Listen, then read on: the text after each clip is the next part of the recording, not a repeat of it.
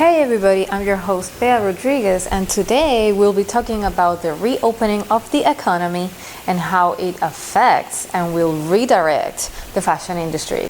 If you're new here, welcome. We upload 2 videos per week where we aim to inspire, explore, and help you build your fashion career. Subscribe today. Like and comment in our videos what would you like to see next. We read everything and base our content from those comments. Without further ado, let's jump into your fashion studio. So by now, I have a fair amount of subscribers. I feel the responsibility to make a temporary stop on our scheduled videos to share my personal and professional thoughts about this delicate topic. We've gone through a roller coaster with the pandemic situation so far. Seemed like it would never stop, right? But the economy started to suffer in unrepairable ways.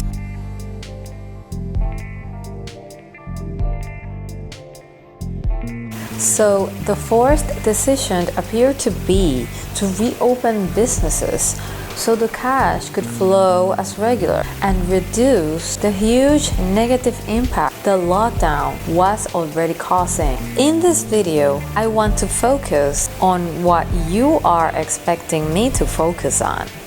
Fashion, of course. But it doesn't mean that I am not aware or solidary with all the other industries that are suffering too.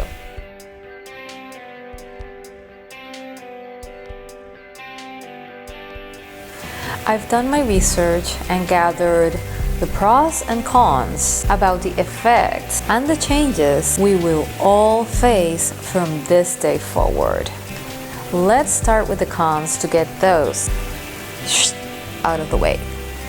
So, businesses with careless carbon footprint, massive inventories, and mainly overseas resources will be in higher risk of losing its power to withstand the upcoming drought.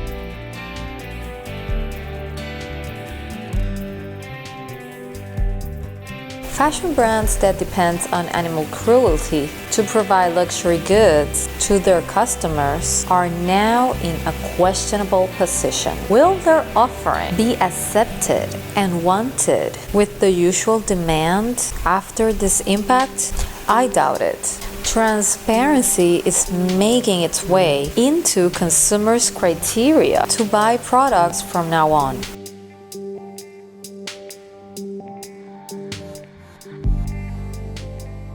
Manufacturers all over the world would face cancellation of completed or near to be completed orders, making it impossible for them to cover basic human resources costs. In fact, 40% of the facilities are struggling right now to pay their employees, basically leading into layoffs and closures. This can be the next step for small designer brands, if not rescued or managed properly in the next couple of months.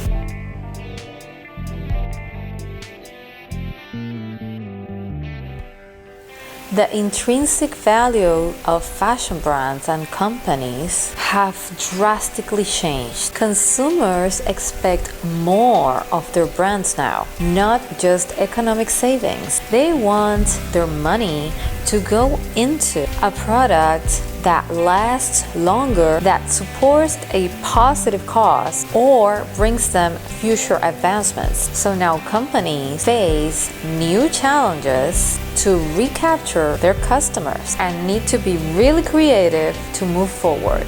These challenges, as they seem modest and simple, represent huge thoughts for all sorts of labels. The pros of all the situation is that we will be expecting very innovative ways to sell fashion products, which most of us will be able to adopt and transform to to make our own. As the digitalization rises, small brands have equal access to the same public and potential customers and big and huge already established brands. The industry is becoming more balanced in terms of integrity. Social media gives us an instant communication, awareness of everything around us, and the negative aspects of companies that relates to toxic waste, animal cruelty, and human rights are now uncovered and exposed everywhere, immediately provoking a legit business model for anyone who wants a share of this multi-billion-dollar industry.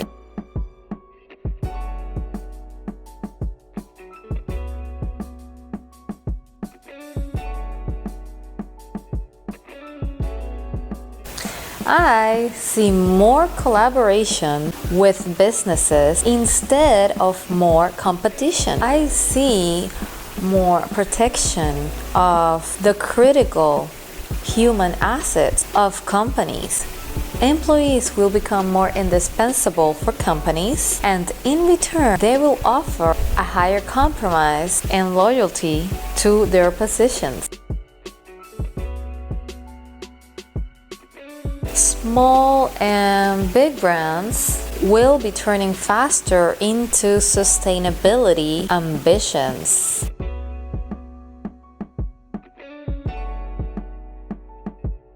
As independent designers saw the opportunity to jump into the mask making task, the entire industry will be more aware of current inventory and will start developing strategies to restructure their resources, meaning that designers will decrease their demands for new materials and fabrics that may take a whopping amount of time to get to their locations, and they will start working more with instantly accessible resources.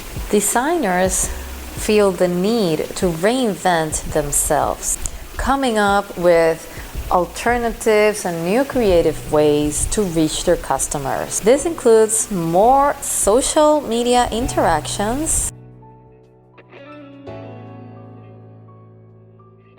establishing or working for a YouTube channel,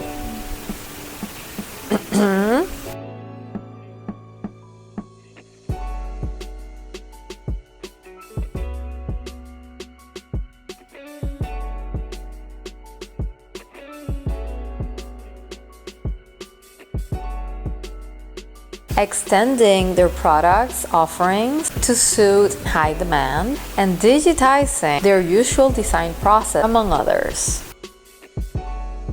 Now, how am I coping with the reopening of the economy? Luckily, I made enough money with my physical business where I did lots of custom-made garments. Last summer, I decided to invest into moving and merging work and play. And finally, I moved to a resort community where I can do both. So when the lockdown came, my streams of income basically remained the same. Since the last couple of years, I've worked with mid-sized companies remotely.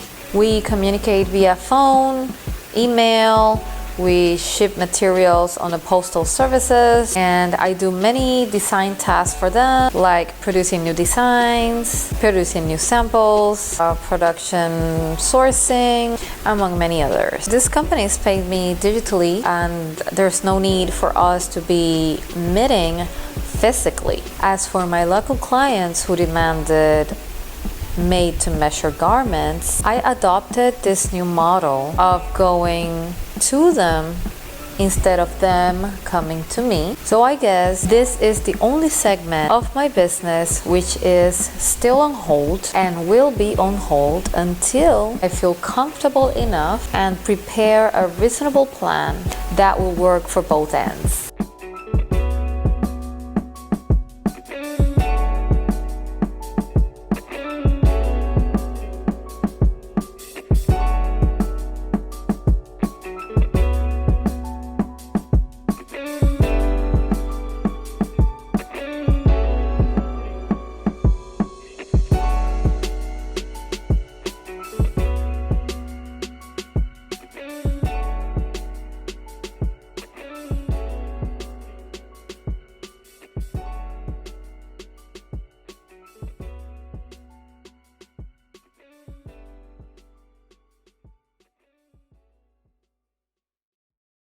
So for those of you wondering what exactly you can do from home as a designer with this unstable situation, I'll make a nice video dedicated to all those alternatives that have worked for me. So wait for it shortly. Alright, this wraps up my pros and cons of the reopening of the economy and how it affects the fashion industry. Subscribe if you want to be the first to see all our uploads.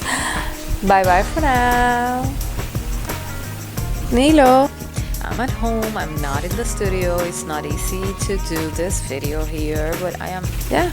And where do I put the mic?